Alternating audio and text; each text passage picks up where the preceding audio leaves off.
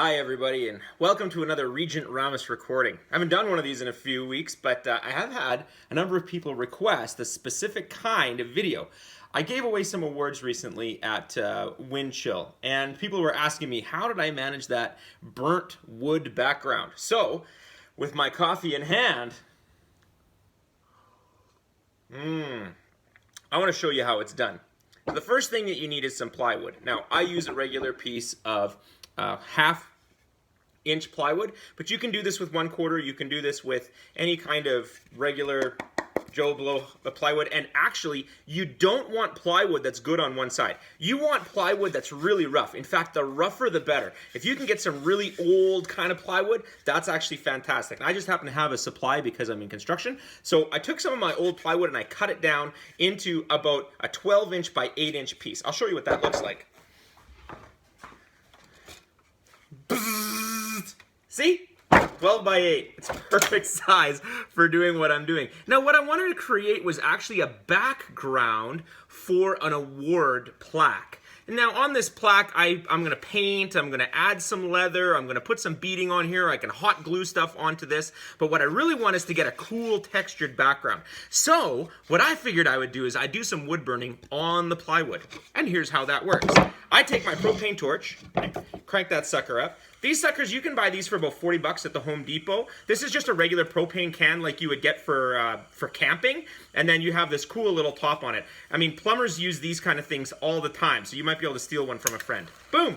Click. Ah! Long flame. You want to have the flame nice and long, and the reason why you want that long flame is because when you go to burn the wood, you don't want to get the wood really up close. Let me show you. You don't want to get the wood like this, because that just makes a black spot. What you want is you actually want the wood to be a little bit farther back so that when you burn it, you can actually get the pattern to be revealed. Let me show you here. Oops, wrong side. Let me show you here. I'm going to move so that you can see what I'm doing. So what I'm doing is I'm going to take the propane torch and I'm just going to run it so the flame just touches the board. I'm going to run it back and forth across the board. In this case right now, I'm just running it down. And what you can see is, as I'm running the propane torch down the board, it's revealing the pattern of the plywood underneath. Oh my gosh! It's like invisible ink. It just comes to the surface as you run the propane torch across the board. And when you run across an eye like this is why you want kind of rough wood. When you run across an eye, you can see the eye actually doesn't burn. It stays a nice light color, and this gives you an incredible amount of contrast in the piece of wood. This is a really simple way of making a gorgeous background, because after you're done with this, we're almost done? We're done. Okay. After you're done doing the burning like this, you can take and you can add darker spots. So for example, if I want to burn a little more along the edge here, I just darken that up by searing it a little more with torch.